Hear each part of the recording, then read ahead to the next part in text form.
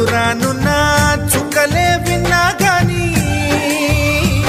కదిలించలేదా కాస్త కూడా నీ మనసుని పరదాలు దాటి ఒక్కసారి పలకరించవేమి అందరినీ ఇలా వెంటపడి అడగాల సరదాగా నువ్వే ఎదురైతే సరిపోదా నిద్రపోతున్న రాత్రి నడిగా గుడికి చేరిన గువ్వల నడిగా